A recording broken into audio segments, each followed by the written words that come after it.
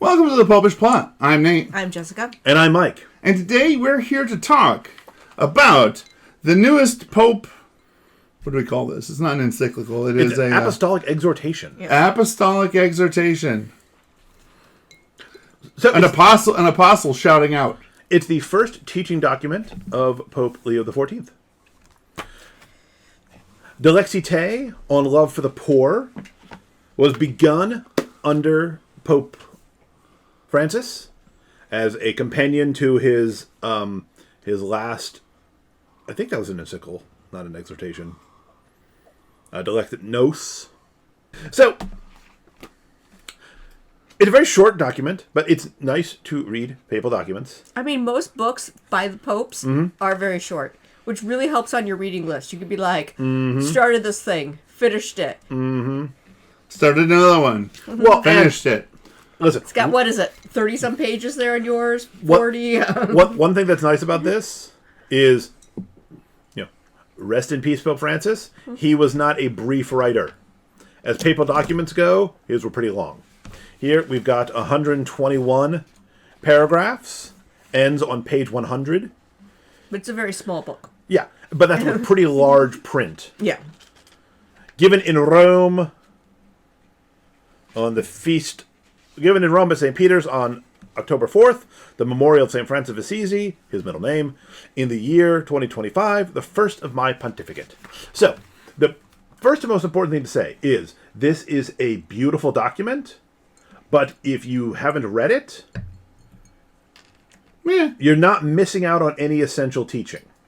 It was very much a Jesus God Bible of stuff you should know for churchy stuff. On how loving the poor is an essential part of our faith. And many, many quotes from the saints and the scriptures driving that point home. And many things where he refers back to the last Pope, Pope Francis, because it's his first one. So Pope Francis probably already had some notes and, he finished it out. Much like is often the case where the first thing the new Pope wrote and everyone's like, what's it going to be? And everyone's like, it's going to be something based off of what the last Pope was working on at the moment. Yeah. It's kind of the bridge between two popes. So it's the second thing the Pope wrote where you get this kind of voice. Which in the case of Pope Francis was Evangelii Gaudium, which really set the tone then for the whole pontificate. And we presume that whenever Pope Leo comes out with something, it will be... again, His next work will be entirely his own. It will be entirely his work. Yeah. And dissertation on why ketchup doesn't belong on hot dogs, but you can put pretty much anything else on there. Well, you can and should put several different kinds of pickle and salt on your hot dog. I don't know what the Latin form of Chicago is, but it'll be in the title. It's probably just Chicago sounding Latin-y. It's Chicagoensis. Yeah. Yeah. Maybe if you're really fancy, you'll find out what that word, means in whatever original language it is based off of, and then, translate the similar words you can find in Latin, but it's going to be like Chicago. Now say it with a Latin accent. The Pope. So, the Pope is simply reiterating that you cannot be Christian and not love the poor. Now, the main reason why I wanted to do this episode is just to reiterate to everyone, the Pope is not a socialist. The Pope is not a Marxist. Loving the poor, serving the poor, is our Christian duty. If you're principally looking at a papal document through the lens of Republicans and Democrats, you're missing what he's saying. And although this is one of the few cases in which the Pope understands the American system, that we have that, usually it's like in the European system where Europe just looks at us and goes, you're both on the same side. You're pretty much exactly the same here on this. What? And many persuasive arguments are made. That's why the fights are so vicious, because over such relatively small differences.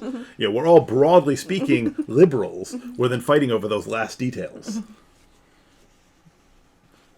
But although now I want to imagine, and hopefully we post this after our one bonus episode for the papal comedy show where they, of course, has someone who does Pope Marx, as in, like, you know, Groucho Marx, and, you know.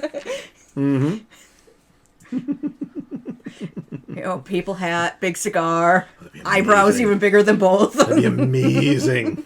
Pope Groucho. Yeah, Lidus, Clement, Groucho. Joe. Seppo. Pope Harpo. No. Didn't say much. Harpo's not making it to Pope. Chico? Oh, sure, absolutely. Okay. Gummo? Cardinal at best. No. Okay. Separate issue. If the Marx Brothers make it into the hierarchy, the one who's most likely to become Pope is Gummo. The oldest brother, behind the scenes, the one doing all the management and whatnot. Yeah, probably. Pope Gummo. In fairness, I actually... Harpo is actually probably next in line. He didn't talk a whole lot. Therefore, he didn't offend a whole lot either. You know, like Groucho is your Fulton Sheen. He's the one out in front and whatnot, but doesn't get promoted to the highest offices. No. Yeah. No, it's easy to overlook Gummo because he's the least public facing of the Marx Brothers. But if there's anybody who knows the power levers behind the scenes, Pope Gummo. Pope Gummo. All right, but on to the real popes, you know, thing. Sorry.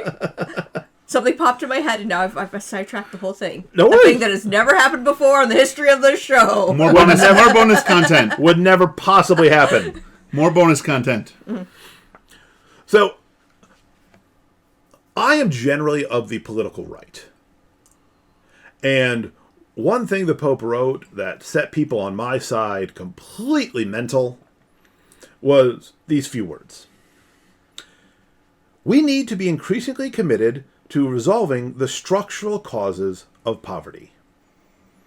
Welfare projects, which meet certain urgent needs, should be considered merely provisional responses. The whole point of being Christians is to alleviate, it's to worship God, and to alleviate suffering. If we are not working to construct a more just world, what are we doing? The Pope is not saying that what we need is, big government program A that, you personally don't like.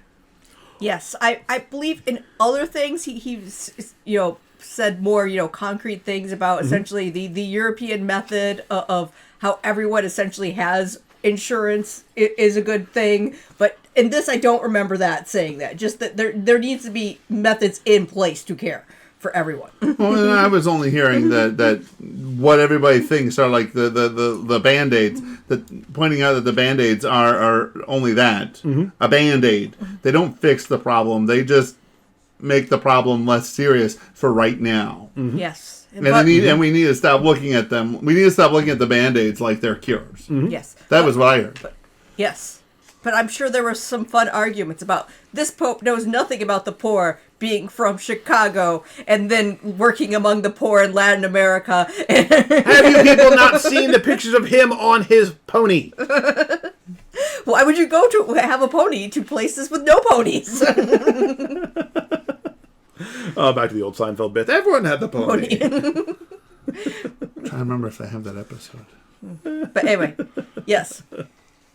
A lot of general Christian stuff. However, it is general Christian stuff about caring for the poor and the needy and learning from the poor. Encountering Christ in the poor. No, something that's that just crazy no talk. pope or saint has ever said before in the entire history of the church.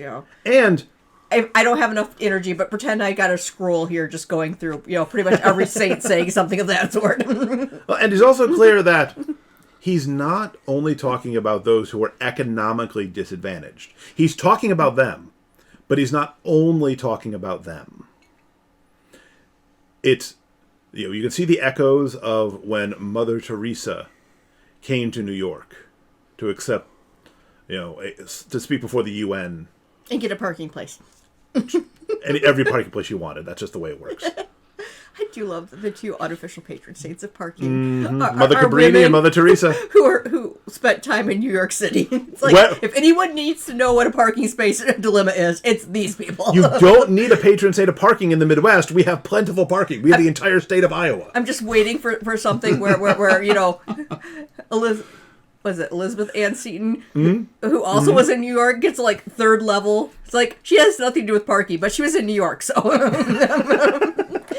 She was earlier. There were no cars then. It's fine. And I want to use that as a defense against a parking ticket in the state of Iowa. You can't find me for illegally parking. Your entire state is a parking lot. No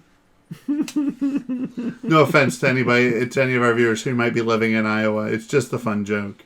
Well, a little offense. A little bit. It's not like we're making fun but not of like Ohio really level. mean it. But not like Ohio level offense. That is absolutely true. Yes, the poor doesn't just mean people who aren't rich. There are people who have no hope. There are people who don't think that there's any reason to hope. There are people who don't think that anyone cares about them. It is our job to show them quite the other is the case. So go find someone. You won't have to look hard in 21st century America. Find someone who is lonely. Find someone who is despairing. And be Christ to that person. Carry the love of God to that person because they're suffering a poverty even worse than material poverty. We have to alleviate suffering. Alleviate material poverty. You must alleviate material poverty. I'm just saying on the one go out, on your way to help this person, donate to the local soup kitchen or something too. It is a band-aid of the bigger problem, but... Yeah. The book makes clear that we can't just farm out charity. Each of us has to do it ourselves. You can't just say, well, I pay my taxes and their welfare programs. But what have you gone out and done? Aren't there poorhouses? Yes, I was just... in debtors' prisons? Ebenezer Scrooge going to show up here? We hear the wisdom of Brother Ebenezer. Yes. There should be ways to reduce the surplus population. But just, the Pope is reminding us that this is not a Christian add-on. This is an essential ingredient of our faith. Reread the Gospels. Jesus is always feeding and healing people. And if you look specifically at the judgment of the nations, Matthew 25, 31 through 46, he's telling people, well, you fed me, you clothed me, you visited me in prison or in the hospital. And people are like, wait, when did we do this? When you did it to the least. I'm saying you did it. Why are you questioning? Now again, we know that this is a passage with Jess struggles because of her fondness for goats. Goats are cute. I get it. They're a little chaos. He's not directly against goats. It's a metaphor.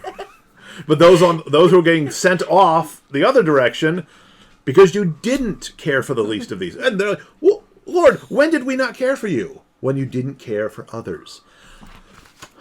Pope Leo stands firmly in the great Christian tradition on love for the poor. Every single one of us is poor. We bring nothing to the table. Everything we have is already a gift from God. And there's so many people who don't even know that they are loved and sustained in existence by love. So go out and love the poor. The materially poor, the spiritually poor. This is not something for just a few people to do. This is a duty imposed on all Christians. It doesn't mean that everyone has to do it the exact same way. Go find someone who will never encounter the gospel except through you. And we should end this because we have to take care of our poor puppy. To take care of the poor puppy who is trapped screaming inside. At the moon. It is also an imperative, if you have pets, to care for them. Yep. So, go down below and let us know what you thought of the Pope's first Apostolic Exhortation. Did you take the 20 minutes to read it? Did you read it? If you didn't read it, maybe tell us why you didn't, or that you're gonna. I don't know. dealer's choice. You'll go down there and be like, it's the gig. I never read it. I secretly read everything and they don't let me admit to it. That's not true. That is not true. Yep. But anyways, while you're down there, ring the bell, hit the subscribe button, like this episode, tell all your friends, tell all your enemies, tell everybody, because this is the truth of Christ Church, and it needs to get out. And again, the proven strategy: simply go over to a friend's house, log into his computer, turn it on. It converts people. Put it on there. Put it on their smart TV. It's fine. And before Puppy explodes, remember to live your faith, Love your faith. and share that love.